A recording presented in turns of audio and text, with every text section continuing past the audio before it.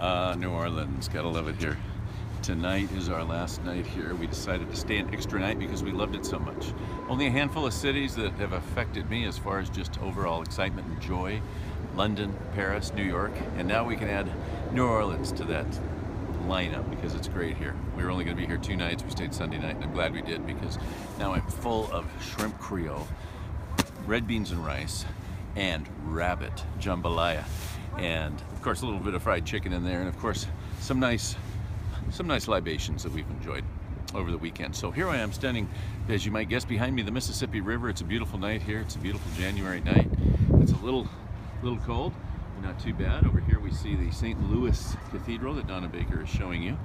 And we found out on this trip that this was St. Louis Church that was built by the French originally, and then the Spanish that were here in the 1700s.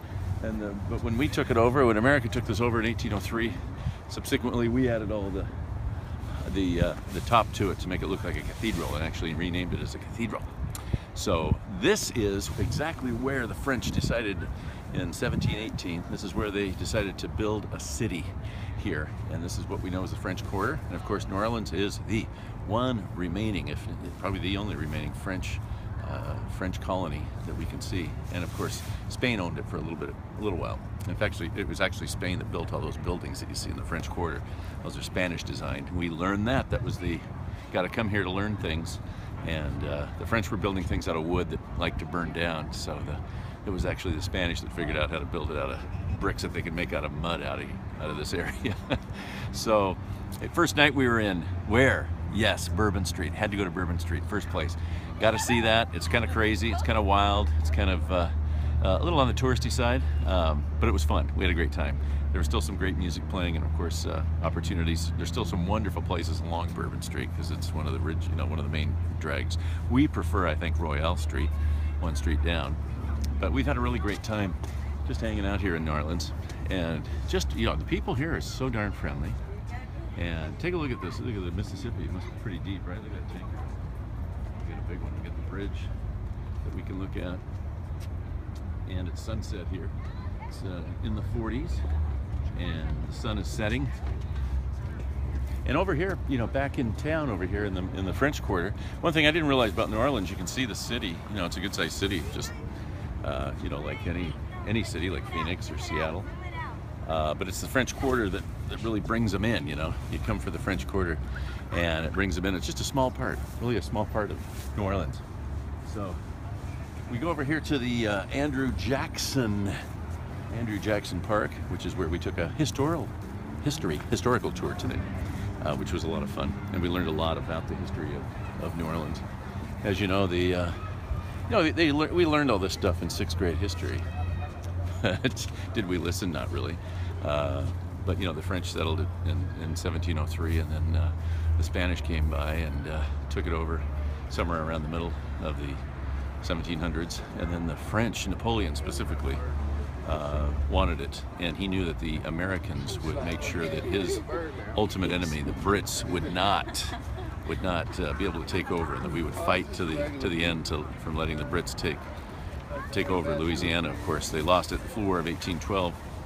So the War of 1815, which we were just lucky enough to be here on the anniversary, January 8th, a couple nights ago, we got to see, all the different folks that made up the military that fought the Brits. They had a parade to commemorate that. So that was a very cool thing to see here. It's really neat to be here and see that. It just brings history alive, So bring your kids here, bring everybody here. So Donna Baker, by the way, I have to mention this. Donna Baker is our director of this Periscope, and she is the photographer extraordinaire. Her work is so awesome that people are wanting to use it for commercial uses. So you might see her work out there. Okay, let me ask you, what was your favorite food in New Orleans? Oh, my favorite food in New Orleans. Oh, I thought you might ask that. The gumbo we just had. We went to Coop's, little place, non-assuming, fun rock and roll place. Coop's had some wonderful seafood gumbo, and I think that, the bananas Foster is good, the bread pudding is good. I've had just about everything. The only thing I haven't had here, and my list was really long, believe me, like 20 items, and the only thing we haven't done is the Oysters Rockefeller. But I would say definitely anything seafood oriented. The shrimp creole was quite good, and the drinks are great. here. They got some natural drinks. We had a real gin fizz last night at the I guess it was originally the Alexandria Hotel where it was invented. And gin fizzes are good. The drinks are good. The food is all excellent. And I did have some rabbit jambalaya, which is what Coops is known for, and it was wonderful. And we also learned how to make some roux, which is the base for jambalaya and gumbo. On a food tour. On our food tour, what was the best thing? Yeah. Wow, there were a lot of good things. We started off with shrimp remoulade, which was really good. The shrimp was done perfectly in the remoulade sauce, which is cool. We learned the difference between Creole and Cajun cooking, which is basically Cajun is country cooking, Creole is city cooking. And Creole cooking right away because there are tomatoes. Jess says she loves your hat from Los Feliz guy, or Albert. Do you like my hat? I gotta nail this hat to my head because people want to take it. I've got a lot of compliments. It's funny. Down here in New Orleans, you can't be afraid to interface with people. If you're doing something, people will comment on it. I love it. But thank you. It's cold here, and this hat is keeping my head warm. And it's a wonderful hat. You got it here. Got it here. Yeah, got it at the hat shop here. And I have a feeling I'm going to be wearing it for the rest of the trip home because it's going to be chilly. Not like it is back home. I know it's raining and cold there, but it's like cold here.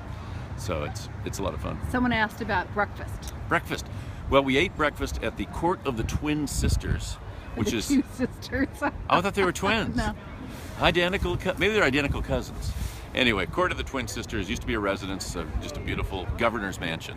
Now it's a restaurant. And they have a brunch, jazz brunch. So you walk in there at 9 a.m. And this is after having a few, bourbons last night at the. We'll talk about that in a minute, where we went last night. And the breakfast was great.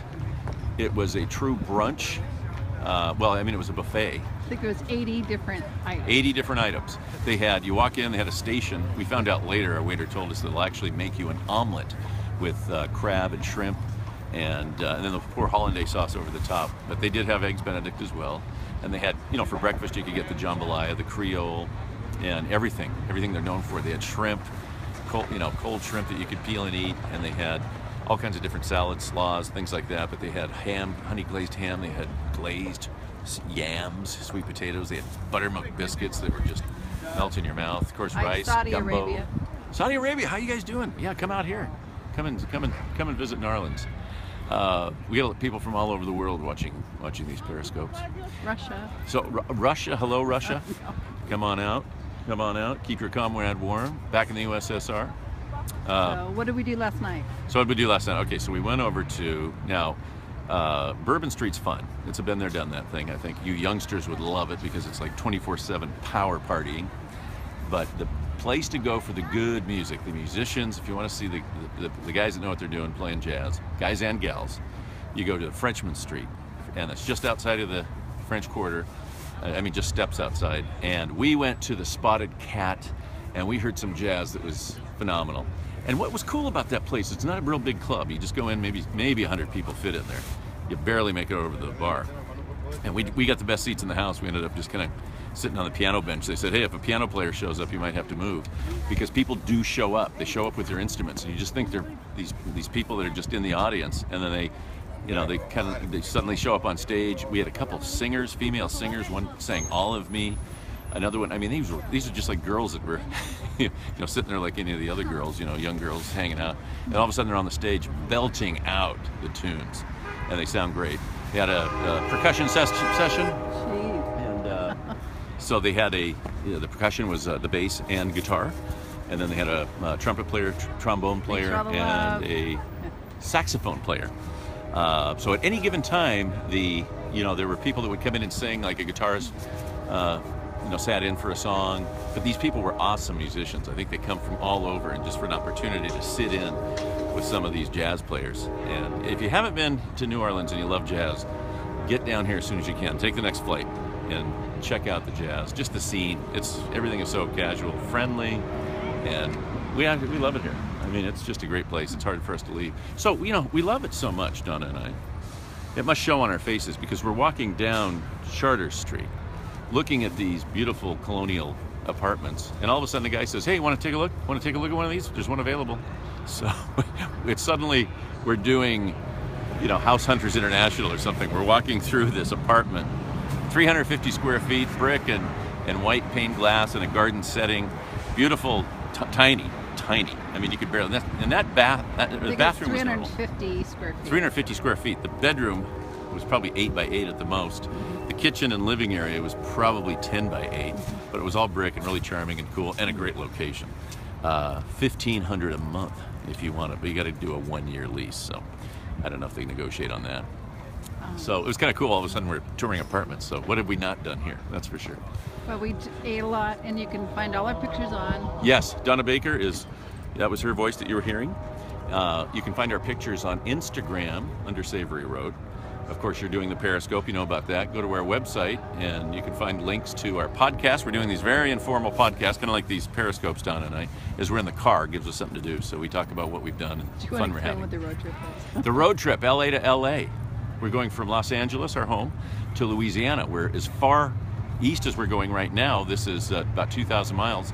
And tomorrow we'll start heading back, making our way toward Los Angeles. So tomorrow we're going to go back to Cajun country and stay near Lafayette in the little town of I think, oh gosh, Ocotillo or something like that. Oh, forgot it. Bow Bridge. We're going to try to go to Bow Bridge. Yes. And what's our Instagram? Trying to go to Bow Bridge tomorrow, somewhere, but we'll be in Cajun country tomorrow. Our Instagram is trying to finish, kind of like to finish one thought, then move on. Instagram is Savory Road. Savory Road Instagram. If you just go in there and type Savory Road, you should be able to get to it.